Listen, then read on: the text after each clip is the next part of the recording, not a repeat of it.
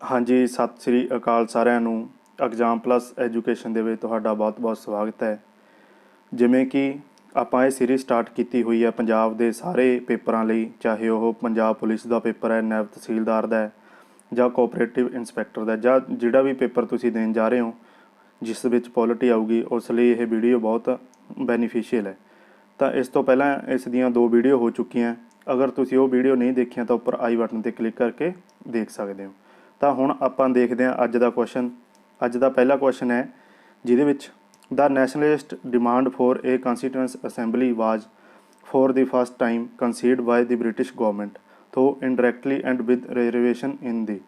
ठीक है भी, ਜਿਹੜੀ ਸੰਵਿਧਾਨ ਸਭਾ ਬਣਾਈ ਗਈ ਸੀ ਉਹਦੀ ਪਹਿਲੀ ਵਾਰ ਮੰਗ ਸੀ ਜਿਹੜੀ ਉਹ ਬ੍ਰਿਟਿਸ਼ ਸਰਕਾਰ ਦੁਆਰਾ ਸਵੀਕਾਰ ਕੀਤੀ ਗਈ ਸੀ। ਉਹ ਚਾਹੇ ਅਸਿੱਧੇ ਤੌਰ 'ਤੇ ਕੀਤੀ ਗਈ ਹੋਵੇ, ਚਾਹੇ ਕਿਸੇ ਦੀ ਰਿਜ਼ਰਵੇਸ਼ਨ ਨਾਲ ਕੀਤੀ ਗਈ ਹੋਵੇ, ਤਾਂ ਇਹਦੇ ਵਿੱਚ ਆਪਾਂ ਦੱਸਣਾ ਵੀ ਉਹ ਕਿਸ ਦੇ ਤਰੀਕੇ ਨਾਲ ਕੀਤੀ ਗਈ ਸੀ। ਤਾਂ ਇਹਦਾ ਰਾਈਟ ਆਨਸਰ ਬਣੂਗਾ ਜੀ ਅਗਸਤ ਆਫਰ 1940 ਦੇ ਵਿੱਚ ਆਇਆ ਸੀ, ਜਿਸ ਦੁਆਰਾ ਬ੍ਰਿਟਿਸ਼ ਸਰਕਾਰ ਨੇ ਆਪਣੀ ਸੰਵਿਧਾਨ ਸਭਾ ਦੀ ਪਹਿਲੀ ਵਾਰ ਮੰਗ ਅਸੈਪਟ ਕੀਤੀ ਗਈ ਸੀ। ਠੀਕ ਹੈ। ਔਰ ਜੇ ਆਪਾਂ ਅਗਸਤ ਆਫਰ ਦੀ ਗੱਲ ਕਰੀਏ ਤਾਂ ਇਹਦੇ ਵਿੱਚ ਜੋ ਪ੍ਰਸਤਾਵ ਰੱਖੇ ਗਏ ਸੀ ਉਹਦੇ ਵਿੱਚ ਪਹਿਲਾ ਪ੍ਰਸਤਾਵ ਦੇ ਵਿੱਚ ਕੀ ਸੀ ਵੀ ਜਿਹੜੇ ਗਵਰਨਰ ਜਨਰਲ ਦੀ ਕਾਉਂਸਲ ਹੋਊਗੀ ਉਹਦੇ ਵਿੱਚ ਬਹੁਤ ਸਾਰੇ ਭਾਰਤੀਆਂ ਮੈਂਬਰਾਂ ਨੂੰ ਇਨਕਲੂਡ ਕੀਤਾ ਜਾਣਾ ਚਾਹੀਦਾ। ਠੀਕ ਹੈ। ਫਿਰ ਇਹਦੇ ਵਿੱਚ ਕਿਹਾ ਗਿਆ ਸੀਗਾ ਵੀ ਜਦੋਂ ਸੈਕੰਡ ਵਰਲਡ ਵਾਰ ਖਤਮ ਹੋ ਗਿਆ ਤਾਂ ਉਸ ਤੋਂ ਬਾਅਦ ਭਾਰਤ ਦਾ ਇੱਕ ਆਪਦਾ ਸੰਵਿਧਾਨ ਹੋਣਾ ਚਾਹੀਦਾ।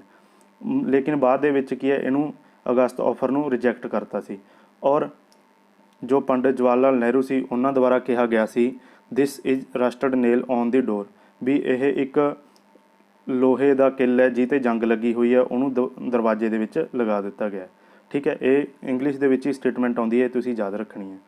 ਤਾਂ ਇਹਦਾ ਰਾਈਟ ਆਨਸਰ ਹੋ ਜਾਊਗਾ ਜੀ ਅਗਸਤ ਆਫਰ 1940। ਜੇ ਆਪਾਂ ਹੁਣ ਗੱਲ ਕਰੀਏ ਕੈਬਨਿਟ ਮਿਸ਼ਨ ਪਲਾਨ ਦੀ, ਤਾਂ ਇਹ 1946 ਦੇ ਵਿੱਚ ਆਇਆ ਸੀ, ਜਿਹਦੇ ਵਿੱਚ 3 ਮੈਂਬਰ ਆਏ ਸੀ। ਇੱਕ ਤਾਂ ਸੀ ਕ੍ਰਿਪਸ ਸੀਗਾ, ਔਰ ਦੂਸਰਾ ਸੀ ਅਲੈਗਜ਼ੈਂਡਰ, ਔਰ ਤੀਸਰਾ ਸੀ ਪੈਥਿਕ ਲਾਰੈਂਸ। ਠੀਕ ਹੈ। ਇਹ 3 ਮੈਂਬਰ ਸੀ ਜਿਨ੍ਹਾਂ ਨੂੰ ਪੈਥਿਕ ਲਾਰੈਂਸ ਹੈੱਡ ਕਰ ਰਿਹਾ ਸੀਗਾ। ਔਰ 1 ਜੁਲਾਈ 1946 ਦੇ ਵਿੱਚ ਪਹਿਲੀ ਵਾਰ ਇਲੈਕਸ਼ਨ ਹੋਏ ਸੀਗੇ ਕੰਸਟੀਟਿਊਐਂਟ ਅਸੈਂਬਲੀ ਵਾਸਤੇ, ਔਰ ਜਿਹਦੇ ਵਿੱਚ 389 ਮੈਂਬਰ ਚੁਣੇ ਗਏ ਸੀ। ਠੀਕ ਹੈ। ਟੋਟਲ ਮੈਂਬਰ ਸੀਗੇ 389, ਉਹਦੇ ਵਿੱਚੋਂ 15 ਕੀ ਔਰਤਾਂ ਸੀਗੀਆਂ। ਇਹ ਤੁਸੀਂ ਯਾਦ ਰੱਖਣਾ। ਔਰ ਜੇ ਆਪਾਂ ਕ੍ਰਿਪਸ ਪ੍ਰਪੋਜ਼ਲ ਦੀ ਗੱਲ ਕਰੀਏ ਤਾਂ 1942 ਦੇ ਵਿੱਚ ਆਇਆ ਸੀ ਕ੍ਰਿਪਸ ਪ੍ਰਪੋਜ਼ਲ। ਐਕਟ ਆਫ 1935, ਇਹਦੇ ਵਿੱਚ ਆਪਾਂ ਆਪਣਾ ਜੋ ਸੰਵਿਧਾਨ ਆ ਉਹਦਾ 70% ਹਿੱਸਾ ਗਵਰਨਮੈਂਟ ਇੰਡੀਆ ਐਕਟ 1935 ਤੋਂ ਲਿਆ ਗਿਆ।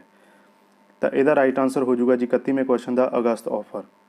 ਨੈਕਸਟ ਕੁਐਸਚਨ ਕੀ ਹੈ, ਵਿਚ ਆਫ ਦੀ ਫੋਲੋਇੰਗ ਵਾਜ ਅਡੋਪਟਡ from the ਮੌਰਨ dynasty in the ਐਂਬਲਮ of government of India. ਵੀ ਜਿਹੜਾ ਭਾਰਤ ਦਾ ਪ੍ਰਤੀਕ ਹੈ ਉਹ ਮੌਰਿਆ ਰਾਜਵੰਸ਼ ਦੇ ਵਿੱਚੋਂ ਕਿਹੜੇ ਉਹ 'ਚੋਂ ਲਿਆ ਗਿਆ। ਠੀਕ ਹੈ। ਵੀ ਉੱਥੋਂ ਕੀ ਲਿਆ ਗਿਆ। ਤਾਂ ਇਹਦਾ ਰਾਈਟ ਆਨਸਰ ਹੈ ਜੀ ਇਹ ਆਪਸ਼ਨ 4 ਲਾਈਨਸ, ਯਾਨੀ ਕਿ 4 ਸ਼ੇਰ ਕੀ ਹੈ ਜਿਹੜੇ ਭਾਰਤ ਦੇ ਪ੍ਰਤੀਕ ਦੇ ਵਿੱਚ ਲਏ ਗਏ ਨੇ। ਠੀਕ ਹੈ। ਔਰ ਇਹ ਕੀ ਹੈ ਮੌਰਿਅਨ ਡਾਇਨੈਸਟੀ ਤੋਂ ਜਿਹੜਾ ਸੀ ਅਸੈਪਟ ਕੀਤਾ ਗਿਆ ਸੀਗਾ। ਅਤੇ ਜੇ ਹੁਣ ਆਪਾਂ ਗੱਲ ਕਰੀਏ ਇਸ ਜੋ ਸਾਰਨਾਥ ਅਸ਼ੋਕ ਦਾ ਪਿੱਲਰ ਸੀ ਸਾਰਨਾਥ ਦੇ ਵਿੱਚ, ਉੱਥੋਂ ਲਿਆ ਗਿਆ ਸੀਗਾ। ਠੀਕ ਹੈ। ਔਰ ਜੋ ਵਰਡ ਸਤਿਅਮੇਵ ਜਯਤੇ ਹੈ ਉਹ ਜਿਹੜੇ ਆਪਣੇ 108 ਉਪਨਿਸ਼ਦ ਨੇ ਉਹਨਾਂ ਦੇ ਵਿੱਚੋਂ ਇੱਕ ਮੁੰਡਕਾ ਉਪਨਿਸ਼ਦ ਹੈ ਜਿਹਦੇ ਵਿੱਚੋਂ ਸਤਿਅਮੇਵ ਜਯਤੇ ਲਿਆ ਗਿਆ। ਤਾਂ ਇਹਦਾ ਰਾਈਟ ਆਨਸਰ ਹੋ ਜਾਊਗਾ ਜੀ ਆਪਸ਼ਨ ਨੰਬਰ ਏ 4 ਲਾਈਨਸ, 4 ਸ਼ੇਰ। 33ਵਾਂ ਕੁਐਸਚਨ ਹੈ ਜੀ the office of governor general of India was created by. ਵੀ ਜਿਹੜਾ ਆਫਿਸ ਸੀ ਗਵਰਨਰ ਜਨਰਲ ਦਾ ਉਹ ਕਿਹੜੇ ਉਹ 'ਚ ਕ੍ਰੀਏਟ ਕੀਤਾ ਗਿਆ ਸੀ। ਤਾਂ ਇਹਦਾ ਰਾਈਟ ਆਨਸਰ ਹੈ ਜੀ ਹੋ ਜਾਊਗਾ ਜੀ option number C government India act 1858, ਜਿਹਦੇ ਵਿੱਚ ਗਵਰਨਰ ਜਨਰਲ ਦਾ ਆਫਿਸ ਬਣਾਇਆ ਗਿਆ ਸੀ। ਔਰ ਇਸ ਦੇ ਵਿੱਚ ਕੀ ਸੀ, ਇਹਨੂੰ ਆਪਾਂ ਕਰਾਊਨ ਰੂਲ ਵੀ ਬੋਲਦੇ ਹਾਂ, ਜਿਹਦੇ ਵਿੱਚ ਇਹ 1858 ਤੋਂ ਲੈ ਕੇ 1947 ਤੱਕ ਇਸ ਨੂੰ ਕਰਾਊਨ ਰੂਲ ਕਿਹਾ ਜਾਂਦਾ ਹੈ। ਠੀਕ ਹੈ। ਔਰ ਇਸ ਦੇ ਵਿੱਚ ਕੀ ਸੀਗਾ, ਬੋਰਡ ਆਫ ਜਿਹੜੇ ਕੰਟਰੋਲ ਸੀ ਅਤੇ ਜੋ ਬੋਰਡ ਆਫ ਡਾਇਰੈਕਟਰ ਸੀਗੇ ਇਹਨਾਂ ਦੀ ਪੋਸਟ ਨੂੰ ਕੀ ਹੈ ਖ਼ਤਮ ਕਰ ਦਿੱਤਾ ਗਿਆ ਸੀ। ਔਰ ਇਹਦੀ ਜਗ੍ਹਾ 'ਤੇ ਸੈਕਟਰੀ ਦੀ ਇੱਕ ਸਪੈਸ਼ਲ ਪੋਸਟ ਤਿਆਰ ਕੀਤੀ ਗਈ ਸੀ ਗਵਰਨਮੈਂਟ ਆਫ ਇੰਡੀਆ ਐਕਟ 1858 ਵਾਲੇ ਦੇ ਵਿੱਚ। ਜੇ ਆਪਾਂ ਗਵਰਨਮੈਂਟ ਇੰਡੀਆ ਐਕਟ ਜਿਹੜਾ ਚਾਰਟਰ ਐਕਟ 1813 ਵਾਲੇ ਦੀ ਗੱਲ ਕਰੀਏ ਤਾਂ ਇਹਦੇ ਵਿੱਚ ਕਿਹਾ ਗਿਆ ਸੀ ਕਿ 1 ਲੱਖ ਰੁਪਈਆ ਜਿਹੜਾ ਉਹ ਐਜੂਕੇਸ਼ਨ 'ਤੇ ਲਗਾਇਆ ਜਾਊਗਾ। ਠੀਕ ਹੈ। ਔਰ ਇਸ ਦੇ ਵਿੱਚ ਹੀ ਜੋ ਕ੍ਰਿਸਚਨ ਮਿਸ਼ਨਰੀਆਂ ਸੀ ਉਹ ਆਈਆਂ ਸੀ ਆਪਦਾ ਧਰਮ ਦਾ ਪ੍ਰਚਾਰ ਕਰਨ ਵਾਸਤੇ ਈਸਾਈ ਧਰਮ ਦਾ 1813 ਵਾਲੇ ਐਕਟ ਦੇ ਵਿੱਚ। ਜੇ 1833 ਵਾਲੇ ਦੀ ਗੱਲ ਕਰੀਏ ਤਾਂ ਇਹਦੇ ਵਿੱਚ ਜੋ ਸੀ ਜਿਹੜੇ ਗਵਰਨਰ ਜਨਰਲ ਆਫ ਬੰਗਾਲ ਸੀਗਾ, ਬੰਗਾਲ ਦਾ ਗਵਰਨਰ ਜਨਰਲ, ਉਹਨੂੰ ਕੀ ਕਿਹਾ ਜਾਣ ਲੱਗਿਆ ਸੀ? Governor general of India. ਠੀਕ ਹੈ ਜੀ, ਗਵਰਨਰ ਜਨਰਲ ਆਫ ਇੰਡੀਆ ਕਿਹਾ ਜਾਣ ਲੱਗਿਆ ਸੀ। ਤਾਂ ਇਹਦਾ ਰਾਈਟ ਆਂਸਰ ਹੋ ਜਾਊਗਾ ਜੀ option number C, government India act 1858। 34ਵਾਂ ਕੁਐਸਚਨ ਹੈ ਜੀ ਆਪਣਾ, who among the following is known as the father of Indian constitution, ਯਾਨੀ ਕਿ ਭਾਰਤ ਦੇ ਸੰਵਿਧਾਨ ਦਾ ਪਿਤਾਮਾ ਕਿਸ ਨੂੰ ਜਾਣਿਆ ਜਾਂਦਾ ਹੈ? ਤਾਂ ਇਹਦਾ ਰਾਈਟ ਆਂਸਰ ਹੈ ਜੀ option number A, doctor B R Ambedkar. B R Ambedkar ਨੂੰ ਭਾਰਤ ਦੇ ਸੰਵਿਧਾਨ ਦਾ ਪਿਤਾਮਾ ਕਿਹਾ ਜਾਂਦਾ ਹੈ। ਠੀਕ ਹੈ, ਔਰ ਇਹਨਾਂ ਦੁਆਰਾ ਹੀ ਭਾਰਤ ਦਾ ਸੰਵਿਧਾਨ ਬਣਾਇਆ ਗਿਆ ਸੀ। ਔਰ ਭਾਰਤ ਦੇ ਸੰਵਿਧਾਨ ਬਣਨ ਦੇ ਵਿੱਚ 2 ਸਾਲ 11 ਮਹੀਨੇ ਔਰ 18 ਦਿਨ ਅਤੇ 2 ਘੰਟਿਆਂ ਦਾ ਟਾਈਮ ਲੱਗਿਆ ਸੀ। ਅਤੇ 26 ਨਵੰਬਰ 1949 ਨੂੰ ਆਪਣਾ ਸੰਵਿਧਾਨ ਬਣ ਕੇ ਤਿਆਰ ਹੋ ਗਿਆ ਸੀ। ਔਰ ਇਸ ਦੇ ਵਿੱਚ 26 ਨਵੰਬਰ 1949 ਦੇ ਵਿੱਚ 15 ਜੋ ਆਰਟੀਕਲ ਸੀ, ਟੋਟਲ 15, ਉਹ ਲਾਗੂ ਕਰ ਦਿੱਤੇ ਗਏ ਸੀ। ਔਰ ਪੂਰਾ ਸੰਵਿਧਾਨ 26 ਜਨਵਰੀ 1950 ਨੂੰ ਲਾਗੂ ਕੀਤਾ ਗਿਆ ਸੀ। ਠੀਕ ਹੈ ਜੀ, 2 ਸਾਲ 11 ਮਹੀਨੇ 18 ਦਿਨ ਅਤੇ 2 ਘੰਟੇ ਦਾ ਟਾਈਮ ਲੱਗਿਆ ਸੀ ਸੰਵਿਧਾਨ ਬਣਨ ਨੂੰ। ਔਰ ਡਾਕਟਰ ਬੀ ਆਰ ਅੰਬੇਡਕਰ ਨੂੰ ਜੋ ਡਰਾਫਟ ਕਮੇਟੀ ਬਣਾਈ ਗਈ ਸੀ, ਉਸ ਦੇ ਚੇਅਰਮੈਨ ਵੀ ਬਣਾਇਆ ਗਿਆ ਸੀ। ਡਰਾਫਟ ਕਮੇਟੀ ਦੇ ਵਿੱਚ 7 ਮੈਂਬਰ ਸੀ। ਤੁਸੀਂ ਕਮੈਂਟ ਬਾਕਸ ਦੇ ਵਿੱਚ 7 ਮੈਂਬਰ ਦੇ ਨਾਮ ਲਿਖ ਕੇ ਦੱਸਣੇ ਨੇ। ਮੈਂ ਤੁਹਾਨੂੰ ਪਿਛਲੀ ਵੀਡੀਓ ਦੇ ਵਿੱਚ ਸਾਰੇ ਮੈਂਬਰਾਂ ਦੇ ਨਾਮ ਦੱਸੇ ਸੀ। ਜੇ ਮਹਾਤਮਾ ਗਾਂਧੀ ਦੀ ਗੱਲ ਕਰੀਏ ਤਾਂ ਮਹਾਤਮਾ ਗਾਂਧੀ ਨੂੰ ਭਾਰਤ ਦਾ ਪਿਤਾਮਾ ਕਿਹਾ ਜਾਂਦਾ ਹੈ। ਠੀਕ ਹੈ, ਔਰ ਮਹਾਤਮਾ ਗਾਂਧੀ ਨੇ ਹੀ 1924 ਦੇ ਵਿੱਚ ਜੋ INC ਦਾ ਸੈਸ਼ਨ ਹੋਇਆ ਸੀ ਬੈਲਗਾਮ ਦੇ ਵਿੱਚ, ਉਹਦੀ ਪ੍ਰੈਜ਼ੀਡੈਂਸੀ ਕਿਹਦੇ ਕੋਲ ਸੀ? ਮਹਾਤਮਾ ਗਾਂਧੀ ਕੋਲੇ। ਔਰ ਇੱਕ ਵਾਰ ਹੀ ਇੰਡੀਅਨ ਨੈਸ਼ਨਲ ਕਾਂਗਰਸ ਦੇ ਪ੍ਰੈਜ਼ੀਡੈਂਟ ਰਹੇ ਨੇ 1924 ਦੇ ਵਿੱਚ ਬੈਲਗਾਮ ਦੇ ਵਿੱਚ। ਠੀਕ ਹੈ, ਜਵਾਹਰ ਲਾਲ ਨਹਿਰੂ ਜੀ, ਜੋ ਕਿ ਜਿਨ੍ਹਾਂ ਨੇ ਕਿਹਾ ਸੀ ਕਿ ਜੇ ਅਗਸਤ ਆਫਰ ਹੈ ਉਹ ਇੱਕ ਰਸਟਡ ਨੇਲ ਹੈ ਔਨ ਦਾ ਡੋਰ। ਠੀਕ ਹੈ, ਔਰ ਇਹਨਾਂ ਨੇ ਆਬਜੈਕਟਿਵ ਰੈਜੋਲੂਸ਼ਨ ਵੀ ਪਾਸ ਕੀਤਾ ਸੀਗਾ 13 ਦਸੰਬਰ 1946 ਦੇ ਵਿੱਚ, ਜਿਨ੍ਹਾਂ ਨੂੰ ਜਿਹੜਾ ਕਿ ਬਾਅਦ ਦੇ ਵਿੱਚ ਪ੍ਰੈਂਬਲ ਦਾ ਰੂਪ ਲੈ ਲੈਂਦਾ ਹੈ। ਆਬਜੈਕਟਿਵ ਰੈਜੋਲੂਸ਼ਨ ਕਿਹਦੇ ਦੁਆਰਾ ਪਾਸ ਕੀਤਾ ਗਿਆ ਸੀ? ਜਵਾਹਰ ਲਾਲ ਨਹਿਰੂ ਦੁਆਰਾ। ਔਰ ਵੱਲਭ ਭਾਈ ਪਟੇਲ ਦੀ ਗੱਲ ਕਰੀਏ ਤਾਂ ਜਿਹੜੇ ਮਿਨੋਰਟੀ ਐਕਟ ਆਇਆ ਸੀ ਉਹਨਾਂ ਲਈ ਇਹ ਹੈੱਡ ਕੀਤੇ ਗਏ ਸੀਗੇ। ਤਾਂ ਇਹਦਾ ਰਾਈਟ ਆਂਸਰ ਹੋ ਜਾਊਗਾ ਜੀ option number A, doctor B R Ambedkar. 35ਵਾਂ ਕੁਐਸਚਨ ਹੈ ਜੀ, when did mister Attlee prime minister of England announce the transfer of power to the Indians? ਵੀ ਜਿਹੜਾ ਇੰਗਲੈਂਡ ਦਾ ਪ੍ਰਧਾਨ ਮੰਤਰੀ ਹੈ ਮਿਸਟਰ ਐਟਲੀ, ਉਹਨੇ ਸੱਤਾ ਦੇ ਤਬਾਦਲੇ ਦਾ ਐਲਾਨ ਕਦੋਂ ਕੀਤਾ ਸੀ? ਵੀ ਜਿਹੜੀ ਪਾਵਰ ਹੈ ਭਾਰਤੀਆਂ ਨੂੰ ਕਦੋਂ ਦਿੱਤੀ ਜਾਊਗੀ? ਤਾਂ ਇਹਦਾ ਰਾਈਟ ਆਂਸਰ ਹੈ ਜੀ ਜੂਨ 1948, ਆਪਸ਼ਨ ਨੰਬਰ ਸੀ। ਠੀਕ ਹੈ, ਜੂਨ 1948 ਦੇ ਵਿੱਚ ਇਹਨਾਂ ਨੇ ਕਿਹਾ ਸੀ ਕਿ ਜੋ ਪਾਵਰ ਪੂਰੀਆਂ ਨੇ ਉਹ ਭਾਰਤ ਨੂੰ ਦਿੱਤੀਆਂ ਜਾਣਗੀਆਂ। ਇਹਦੀ ਫੁੱਲ ਡੇਟ ਤੁਸੀਂ ਯਾਦ ਰੱਖਣੀ ਹੈ, 30 ਜੂਨ 1948। ਠੀਕ ਹੈ ਜੀ, ਤਾਂ ਉਦੋਂ ਪ੍ਰਾਈਮ ਮਿਨਿਸਟਰ ਐਟਲੀ ਨੇ ਕਿਹਾ ਸੀ। ਤਾਂ ਇਹਦਾ ਰਾਈਟ ਆਂਸਰ ਹੋ ਜਾਊਗਾ ਆਪਸ਼ਨ ਨੰਬਰ ਸੀ। ਅਗਸਤ 1947 ਦੀ ਗੱਲ ਕਰੀਏ ਤਾਂ 15 ਅਗਸਤ 1947 ਨੂੰ ਭਾਰਤ ਅਤੇ ਪਾਕਿਸਤਾਨ ਦੀ ਵੰਡ ਹੋਈ ਸੀ। ਔਰ ਠੀਕ ਹੈ, ਯਾਨੀ ਕਿ ਆਪਣਾ ਭਾਰਤ ਆਜ਼ਾਦ ਹੋਇਆ ਸੀ 15 ਅਗਸਤ 1947 ਦੇ ਵਿੱਚ। ਤਾਂ ਇਹਦਾ ਰਾਈਟ ਆਂਸਰ ਹੋ ਜਾਊਗਾ ਜੀ ਆਪਸ਼ਨ ਨੰਬਰ ਸੀ, ਜੂਨ 1948। 36ਵਾਂ ਕੁਐਸਚਨ ਹੈ ਜੀ, who proposed the preamble before the drafting committee of the constitution? ਠੀਕ ਹੈ, ਵੀ ਜਿਹੜਾ ਸੰਵਿਧਾਨ ਦਾ ਡਰਾਫਟ ਕਮੇਟੀ ਦੇ ਸਾਹਮਣੇ ਪ੍ਰਸਤਾਵਨਾ ਕਿਸ ਨੇ ਪੇਸ਼ ਕੀਤੀ ਸੀ? ਤਾਂ ਇਹਦਾ ਰਾਈਟ ਆਂਸਰ ਹੈ ਜੀ ਆਪਸ਼ਨ ਨੰਬਰ ਏ, ਜਵਾਹਰ ਲਾਲ ਨਹਿਰੂ। 13 ਦਸੰਬਰ 1946 ਦੇ ਵਿੱਚ ਇਹਨਾਂ ਨੇ ਕੀ ਹੈ ਪਾਸ ਕੀਤਾ ਸੀ ਆਬਜੈਕਟਿਵ ਰੈਜੋਲੂਸ਼ਨ। ਔਰ ਬਾਅਦ ਦੇ ਵਿੱਚ ਪ੍ਰੈਂਬਲ ਦਾ ਰੂਪ ਧਾਰਨ ਕਰ ਲਿਆ ਸੀ ਆਬਜੈਕਟਿਵ ਰੈਜੋਲੂਸ਼ਨ ਨੇ। ਜੇ ਆਪਾਂ ਪ੍ਰੈਂਬਲ ਦੀ ਗੱਲ ਕਰੀਏ ਤਾਂ ਪ੍ਰੈਂਬਲ ਨੂੰ ਕੀ ਕਿਹਾ ਜਾਂਦਾ ਹੈ? ਸੋਲ ਆਫ ਇੰਡੀਅਨ ਕਨਸਟੀਟਿਊਸ਼ਨ, ਯਾਨੀ ਕਿ ਭਾਰਤ ਦੇ ਸੰਵਿਧਾਨ ਦੀ ਆਤਮਾ ਕਿਹਾ ਜਾਂਦਾ ਹੈ ਪ੍ਰੈਂਬਲ ਨੂੰ। ਔਰ ਪ੍ਰੈਂਬਲ ਨੂੰ ਆਇਡੈਂਟੀ ਕਾਰਡ ਆਫ ਇੰਡੀਆ ਵੀ ਕਿਹਾ ਜਾਂਦਾ ਹੈ, ਆਇਡੈਂਟੀ ਕਾਰਡ ਆਫ ਇੰਡੀਆ। ਇਹ ਕਿਹਨੇ ਕਿਹਾ ਸੀ? NA ਪਾਲਖੀਵਾਲਾ ਨੇ, ਪਾਲਖੀਵਾਲਾ। ਠੀਕ ਹੈ ਜੀ, ਜੇ ਆਪਾਂ ਪ੍ਰੈਂਬਲ ਦੀ ਗੱਲ ਕਰੀਏ ਵੀ ਜੋ ਪ੍ਰੈਂਬਲ ਦਾ ਡਿਜ਼ਾਈਨ ਸੀ ਉਹ ਕਿਹਨੇ ਤਿਆਰ ਕੀਤਾ ਸੀ, ਤਾਂ ਉਹ ਪੇਂਟਰ ਸੀਗੇ ਰਾਮ ਮਨੋਹਰ ਸਿਨਹਾ, ਜਿਨ੍ਹਾਂ ਨੇ ਪ੍ਰੈਂਬਲ ਦਾ ਡਿਜ਼ਾਈਨ ਤਿਆਰ ਕੀਤਾ ਸੀ। ਅਤੇ ਜੇ ਆਪਾਂ ਹੁਣ ਗੱਲ ਕਰੀਏ ਡਾਕਟਰ ਬੀ ਆਰ ਅੰਬੇਡਕਰ ਬਾਰੇ ਤਾਂ ਇਹਨਾਂ ਨੂੰ ਭਾਰਤ ਦਾ ਸੰਵਿਧਾਨ ਦਾ ਪਿਤਾਮਾ ਕਿਹਾ ਜਾਂਦਾ ਸੀ। ਔਰ ਮਹਾਤਮਾ ਗਾਂਧੀ ਬਾਰੇ ਵੀ ਆਪਾਂ ਪੜ੍ਹ ਚੁੱਕੇ ਹਾਂ। ਤਾਂ ਇਹਦਾ ਰਾਈਟ ਆਂਸਰ ਹੋ ਜਾਊਗਾ ਜੀ ਆਪਸ਼ਨ ਨੰਬਰ ਏ, ਜਵਾਹਰ ਲਾਲ ਨਹਿਰੂ। ਨੈਕਸਟ ਕੁਐਸਚਨ ਹੈ which of the following is correct regarding the Indian constitution. ਵੀ ਆਪਾਂ ਨੇ ਇਹਦੇ ਵਿੱਚ ਕਰੈਕਟ ਦੱਸਣਾ ਵੀ ਕਿਹੜਾ ਕਰੈਕਟ ਹੈ। It is completely based on British constitution. ਨਹੀਂ ਜੀ, ਇਹ ਕੰਪਲੀਟਲੀ ਬੇਸਡ ਨਹੀਂ ਹੈਗਾ, ਕਿਉਂਕਿ ਆਪਾਂ ਹੋਰ ਵੀ ਬਹੁਤ ਸਾਰੇ ਦੇਸ਼ਾਂ ਤੋਂ ਕੀ ਆਪਣਾ ਸੰਵਿਧਾਨ ਲਿਆ ਗਿਆ। ਜੇ ਨੈਕਸਟ ਆਪਸ਼ਨ ਦੀ ਗੱਲ ਕਰੀਏ, it is made only on the basis of government of India act 1935। ਨਹੀਂ ਜੀ, ਇਹ ਵੀ ਨਹੀਂ, ਕਿਉਂਕਿ 1935 ਐਕਟ ਵਾਲੇ ਤੋਂ ਆਪਾਂ ਕੀ ਹੈ 70% ਹਿੱਸਾ ਲਿਆ ਗਿਆ 1935 ਐਕਟ ਤੋਂ। ਬਾਕੀ 30% ਹਿੱਸਾ ਜੋ ਸੰਵਿਧਾਨ ਦਾ ਉਹ ਅਲੱਗ-ਅਲੱਗ ਦੇਸ਼ਾਂ ਤੋਂ ਲਿਆ ਗਿਆ। ਠੀਕ ਹੈ, ਆਪਸ਼ਨ ਨੰਬਰ ਸੀ ਕੀ ਹੈ, it is a mixture of several constitution.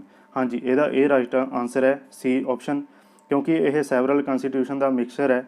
ਕਿਉਂਕਿ ਆਪਾਂ ਹਰੇਕ ਦੇਸ਼ ਤੋਂ ਕਿਸੇ ਤੋਂ ਕੁਛ ਲਿਆ ਹੋਇਆ, ਜਿਵੇਂ ਆਪਾਂ ਗੱਲ ਕਰਾਂਗੇ ਯੂਕੇ ਤੋਂ ਕੀ ਹੈ ਪਾਰਲੀਮੈਂਟਰੀ ਫਾਰਮ ਲੈ ਗਏ, ਜਾਂ ਸਿਟੀਜ਼ਨਸ਼ਿਪ ਹੋ ਗਈ, ਅਤੇ ਜਾਂ ਪੋਸਟ ਆਫ PM ਹੋ ਗਿਆ। ਇਹ ਚੀਜ਼ਾਂ ਆਪਾਂ ਯੂਕੇ ਤੋਂ ਲਈਆਂ ਗਈਆਂ ਨੇ। USA ਤੋਂ ਹੋ ਗਿਆ ਪੋਸਟ ਆਫ ਪ੍ਰੈਜ਼ੀਡੈਂਟ ਹੋ ਗਿਆ, ਠੀਕ ਹੈ, ਫੰਡਾਮੈਂਟਲ ਰਾਈਟਸ ਹੋ ਗਏ, ਅਤੇ ਇਹੋ ਜਿਹੀਆਂ ਚੀਜ਼ਾਂ ਆਪਾਂ USA ਤੋਂ ਲਈਆਂ ਗਈਆਂ। ਤਾਂ ਇਹ ਕੀ ਹੈ, ਇੱਕ ਬ੍ਰਿਟਿਸ਼ ਦਾ ਉਹ ਨਹੀਂ ਹੈ, ਬੇਸ ਨਹੀਂ ਹੈ, ਅਤੇ 1935 ਵਾਲੇ ਤੋਂ ਵੀ ਆਪਾਂ 70% ਹਿੱਸਾ ਲਿਆ ਗਿਆ। ਤਾਂ ਇਹਦਾ ਰਾਈਟ ਆਂਸਰ ਹੋ ਜਾਊਗਾ ਜੀ option number C, it is a mixture of several constitution. ਠੀਕ ਹੈ, ਨੈਕਸਟ ਕੁਐਸਚਨ ਹੈ, ਆਪਾਂ ਮੈਚ ਆਫ ਦਾ ਫੋਲੋਇੰਗ ਕਰਨੇ ਨੇ। ਇਹਦੇ ਵਿੱਚ ਗਵਰਨਮੈਂਟ ਆਫ ਇੰਡੀਆ ਐਕਟ 1919, ਇਹਦੇ ਵਿੱਚ ਕੀ ਗੱਲ ਕੀਤੀ ਗਈ ਸੀ? ਇਹਦੇ ਵਿੱਚ ਕੀਤੀ ਗਈ ਸੀ ਡਿਆਰਕੀ ਦੀ ਗੱਲ, ਯਾਨੀ ਕਿ ਦਵੈ ਸੈਸ਼ਨ ਲਗਾਇਆ ਗਿਆ ਸੀ 1919 ਦੇ ਵਿੱਚ ਪ੍ਰਾਂਤਾਂ ਦੇ ਵਿੱਚ ਜੋ ਸੂਬੇ ਸੀਗੇ।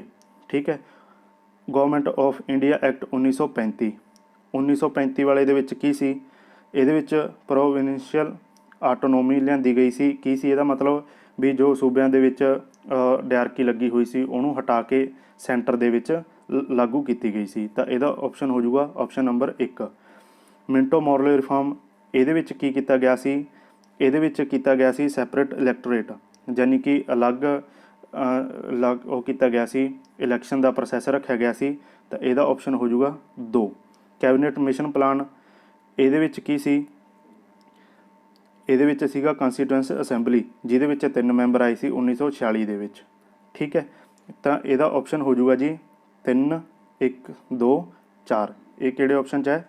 Option number D 3 1 2 4। ਠੀਕ ਹੈ, ਤਾਂ ਇਹਦਾ ਰਾਈਟ ਆਂਸਰ ਹੋ ਜਾਊਗਾ ਜੀ ਆਪਸ਼ਨ ਨੰਬਰ ਡੀ। ਨੈਕਸਟ ਆਪਣਾ ਅੱਜ ਆਪਾਂ 40 ਤੱਕ ਕੁਐਸਚਨ ਹੀ ਡਿਸਕਸ ਕਰਾਂਗੇ। 39ਵਾਂ ਕੁਐਸਚਨ ਆਪਣਾ the amendment procedure laid down in the constitution of India is on the pattern of. ਵੀ ਜਿਹੜਾ ਅਮੈਂਡਮੈਂਟ ਦਾ ਪ੍ਰੋਸੀਜਰ ਹੈ, ਜਿਹੜਾ ਆਪਾਂ ਇਹਦੇ ਵਿੱਚ ਰਿਫੋਰਮ ਕਰਦੇ ਹਾਂ, ਸ਼ੋਧ ਕਰਦੇ ਹਾਂ, ਠੀਕ ਹੈ, ਆਪਣੇ ਭਾਰਤੀ ਸੰਵਿਧਾਨ ਦੇ ਵਿੱਚ, ਉਹ ਕਿੱਥੋਂ ਲਿਆ ਗਿਆ? ਤਾਂ ਇਹਦਾ ਰਾਈਟ ਆਂਸਰ ਹੈ ਜੀ option number C constitution of South Africa. ਜੋ ਸੰਵਿਧਾਨ ਹੈ ਸਾਊਥ ਅਫਰੀਕਾ ਦਾ, ਉੱਥੋਂ ਲਿਆ ਗਿਆ ਅਮੈਂਡਮੈਂਟ ਦਾ ਪ੍ਰੋਸੀਜਰ। ਔਰ ਇਹ ਆਰਟੀਕਲ 368 ਦੇ ਵਿੱਚ ਆਉਂਦਾ। 3 ਤਰੀਕਿਆਂ ਨਾਲ ਆਪਾਂ ਅਮੈਂਡਮੈਂਟ ਕਰ ਸਕਦੇ ਹਾਂ। ਠੀਕ ਹੈ, ਉਹ ਅੱਗੇ ਆਪਾਂ ਕਿਸੇ ਹੋਰ ਕੁਐਸਚਨ ਦੇ ਵਿੱਚ ਡਿਸਕਸ ਕਰਾਂਗੇ ਵੀ ਕਿੱਦਾਂ ਅਮੈਂਡਮੈਂਟ ਹੁੰਦੀ ਹੈ ਸੰਵਿਧਾਨ ਦੇ ਵਿੱਚ ਜਾਂ ਸ਼ੋਧ ਹੁੰਦੀ ਹੈ। ਤਾਂ ਇਹਦਾ ਤੁਸੀਂ ਆਰਟੀਕਲ ਯਾਦ ਰੱਖਣਾ ਹੈ ਕਿਹੜੇ ਅਮੈਂਡਮੈਂਟ ਦੇ ਨਾਲ ਹੁੰਦੀ ਹੈ। ਤਾਂ ਆਰਟੀਕਲ ਹੁੰਦੀ ਹੈ 368। ਇਹ ਕਿੱਥੋਂ ਲਿਆ ਗਿਆ ਇਹਦਾ ਪ੍ਰੋਸੀਜਰ? ਸਾਊਥ ਅਫਰੀਕਾ ਤੋਂ। ਜੇ ਆਪਾਂ ਗਵਰਨਮੈਂਟ ਇੰਡੀਆ ਐਕਟ ਦੀ ਗੱਲ ਕਰੀਏ ਤਾਂ ਇਹਦੇ ਵਿੱਚੋਂ ਆਪਾਂ 70% ਹਿੱਸਾ ਆਪਣਾ ਸੰਵਿਧਾਨ ਦਾ ਗਵਰਨਮੈਂਟ ਇੰਡੀਆ ਐਕਟ ਤੋਂ ਲਿਆ ਗਿਆ। ਗਵਰਨਮੈਂਟ ਆਫ ਇੰਡੀਆ ਐਕਟ 1947, ਇਹਦੇ ਦੁਆਰਾ ਭਾਰਤ ਆਜ਼ਾਦ ਹੋਇਆ ਸੀ। ਠੀਕ ਹੈ, ਉਦੋਂ ਜੇ ਵਾਇਸਰਾਏ ਦੀ ਗੱਲ ਕਰੀਏ ਕੌਣ ਸੀ? ਤਾਂ ਲਾਰਡ ਮਾਊਂਟਬੇਟਨ ਉਦੋਂ ਵਾਇਸਰਾਏ ਸੀ। ਔਰ ਆਪਣੇ ਭਾਰਤ ਦੇ ਜੋ ਲਾਸਟ ਵਾਇਸਰਾਏ ਬਣੇ ਸੀ ਤਾਂ ਉਹ ਸੀ ਰਾਜਗੋਪਾਲਚਾਰੀ, ਜਿਨ੍ਹਾਂ ਨੂੰ ਰਾਜਾ ਜੀ ਵੀ ਕਿਹਾ ਜਾਂਦਾ ਸੀ। ਜੇ ਕੰਸਟੀਟਿਊਸ਼ਨ ਆਫ ਯੂਕੇ ਹੈ ਤਾਂ ਉਹਦੀ ਗੱਲ ਕਰੀਏ, ਉੱਥੋਂ ਆਪਾਂ ਕੀ ਲਿਆ ਗਿਆ? ਸਿਟੀਜ਼ਨਸ਼ਿਪ ਲਈ ਗਈ ਹੈ, ਸਿੰਗਲ ਸਿਟੀਜ਼ਨਸ਼ਿਪ। ਠੀਕ ਹੈ, ਪੋਸਟ ਆਫ PM ਲਈ ਗਈ ਹੈ, ਜਿਹੜੀ ਪ੍ਰਾਈਮ ਮਿਨਿਸਟਰ ਦੀ ਪੋਸਟ ਹੈ ਉਹ ਕਿੱਥੋਂ ਲਈ ਗਈ ਹੈ? ਯੂਕੇ ਤੋਂ। ਸਪੀਕਰ ਆਫ ਲੋਕ ਸਭਾ, ਜਿਹੜਾ ਸਪੀਕਰ ਬਹਿੰਦਾ ਲੋਕ ਸਭਾ ਦੇ ਵਿੱਚ, ਉਹਦੀ ਪੋਸਟ ਕਿੱਥੋਂ ਲਈ ਗਈ ਹੈ? ਉਹ ਵੀ ਯੂਕੇ ਤੋਂ ਲਈ ਗਈ ਹੈ। ਜੇ ਜੁਡੀਸ਼ੀਅਲ ਲਿਆ ਗਿਆ ਰਿਟ, ਜੁਡੀਸ਼ੀਅਲ ਰਿਟ ਲਈ ਗਈ ਹੈ, ਠੀਕ ਹੈ, ਉਹ ਵੀ ਆਪਾਂ ਯੂਕੇ ਤੋਂ ਲਈ ਗਈ ਹੈ। ਇਹਦੇ ਵਿੱਚ ਆਪਾਂ 2 ਤਰ੍ਹਾਂ ਦੀ ਰਿਟ ਫਾਈਲ ਕਰ ਸਕਦੇ ਹਾਂ। ਜੇ ਆਪਾਂ ਸੁਪਰੀਮ ਕੋਰਟ ਦੇ ਵਿੱਚ ਰਿਟ ਫਾਈਲ ਕਰਨੀ ਹੈ ਤਾਂ ਆਪਾਂ ਨੂੰ ਆਰਟੀਕਲ 32 ਦੇ ਤਹਿਤ ਫਾਈਲ ਕਰਨੀ ਪਊਗੀ। ਜੇ ਆਪਾਂ ਹਾਈ ਕੋਰਟ ਦੇ ਵਿੱਚ ਰਿਟ ਫਾਈਲ ਕਰਨੀ ਹੈ ਤਾਂ ਆਪਾਂ ਨੂੰ ਆਰਟੀਕਲ 226 ਦੇ ਤਹਿਤ ਰਿਟ ਫਾਈਲ ਕਰਨੀ ਪਊਗੀ। ਠੀਕ ਹੈ, ਤਾਂ ਇਹ ਚੀਜ਼ਾਂ ਤੁਸੀਂ ਯਾਦ ਰੱਖਣੀਆਂ। ਤਾਂ ਇਹਦਾ ਰਾਈਟ ਆਂਸਰ ਹੋ ਜਾਊਗਾ ਜੀ option number C constitution of South Africa. Amendment ਦਾ ਪ੍ਰੋਸੀਜਰ ਹੈ ਸਾਊਥ ਅਫਰੀਕਾ ਤੋਂ ਲਿਆ ਗਿਆ। ਵੈਰੀ ਇੰਪੋਰਟੈਂਟ ਕੁਐਸਚਨ ਹੈ, ਨੋਟ ਕਰ ਲਿਓ। ਨੈਕਸਟ ਕੁਐਸਚਨ ਹੈ ਜੀ ਆਪਣਾ 40ਵਾਂ the first session of constituent assembly was held in. ਤਾਂ ਇਹਦਾ ਰਾਈਟ ਆਨਸਰ ਹੈ ਜੀ ਨਿਊ ਦਿੱਲੀ। ਨਿਊ ਦਿੱਲੀ ਦੇ ਵਿੱਚ ਫਸਟ ਸੈਸ਼ਨ ਸੀ ਉਹ ਹੋਇਆ ਸੀ ਕਦੋਂ? 9 ਦਸੰਬਰ 1946 ਦੇ ਵਿੱਚ। 9 ਦਸੰਬਰ 1946 ਦੇ ਵਿੱਚ ਫਸਟ ਸੈਸ਼ਨ ਹੋਇਆ ਸੀ ਔਰ ਇਸ ਦੇ ਵਿੱਚ ਟੋਟਲ 211 ਮੈਂਬਰ ਨੇ ਭਾਗ ਲਿਆ ਸੀਗਾ। ਔਰ ਇਹਦੇ ਵਿੱਚ ਜੋ ਟੈਂਪਰੇਰੀ ਪ੍ਰੈਜ਼ੀਡੈਂਟ ਬਣਾਏ ਗਏ ਸੀ ਉਹ ਕਿਹਨੂੰ ਬਣਾਇਆ ਗਿਆ ਸੀ? ਡਾਕਟਰ ਸਚਿਦਾਨੰਦ ਸਿਨਹਾ ਨੂੰ। ਔਰ ਫਿਰ ਦੂਸਰਾ ਸੈਸ਼ਨ ਹੋਇਆ ਸੀ 11 ਦਸੰਬਰ 1946 ਦੇ ਵਿੱਚ, ਜਿਹਦੇ ਵਿੱਚ ਪਰਮਾਨੈਂਟ ਪ੍ਰੈਜ਼ੀਡੈਂਟ ਬਣਾਏ ਗਏ ਸੀਗੇ ਡਾਕਟਰ ਰਜਿੰਦਰ ਪ੍ਰਸਾਦ ਔਰ ਵਾਈਸ ਪ੍ਰੈਜ਼ੀਡੈਂਟ ਬਣਾਏ ਗਏ ਸੀਗੇ HC ਮੁਖਰਜੀ। ਠੀਕ ਹੈ। ਔਰ ਜੋ ਕੌਂਸਟੀਟਿਊਐਂਟ ਅਸੈਂਬਲੀ ਸੀ ਉਹਦੇ ਵਿੱਚ ਟੋਟਲ 11 ਸੈਸ਼ਨ ਹੋਏ ਸੀ। ਠੀਕ ਹੈ ਜੀ, ਜਿਹਦੇ ਵਿੱਚ 114 ਦਿਨਾਂ ਦਾ ਟਾਈਮ ਲੱਗਿਆ ਸੀ। ਤਾਂ ਇਹ ਚੀਜ਼ਾਂ ਤੁਸੀਂ ਸਾਰੀਆਂ ਯਾਦ ਰੱਖਣੀਆਂ। ਤਾਂ ਇਸ ਕੁਐਸਚਨ ਦਾ ਰਾਈਟ ਆਨਸਰ ਹੋ ਜਾਊਗਾ ਜੀ ਨਿਊ ਦਿੱਲੀ। 9 ਦਸੰਬਰ 1946 ਦੇ ਵਿੱਚ ਫਸਟ ਸੈਸ਼ਨ ਹੋਇਆ ਸੀ। ਤਾਂ ਅੱਜ ਦੀ ਵੀਡੀਓ ਦੇ ਵਿੱਚ ਇੰਨਾ ਹੀ। ਅਗਰ ਤੁਹਾਨੂੰ ਇਹ ਵੀਡੀਓ ਪਸੰਦ ਆਈ ਹੈ ਤਾਂ ਵੀਡੀਓ ਨੂੰ ਲਾਈਕ ਕਰ ਦਿਓ, ਵੀਡੀਓ ਨੂੰ ਜ਼ਿਆਦਾ ਤੋਂ ਜ਼ਿਆਦਾ ਸ਼ੇਅਰ ਕਰ ਦਿਓ ਔਰ ਜੇ ਤੁਸੀਂ ਚੈਨਲ 'ਤੇ ਪਹਿਲੀ ਵਾਰ ਹੋ ਤਾਂ ਚੈਨਲ ਨੂੰ ਸਬਸਕ੍ਰਾਈਬ ਕਰ ਦਿਓ।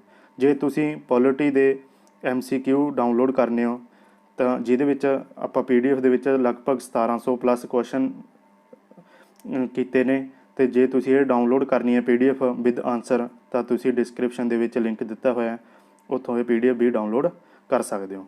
ਧੰਨਵਾਦ।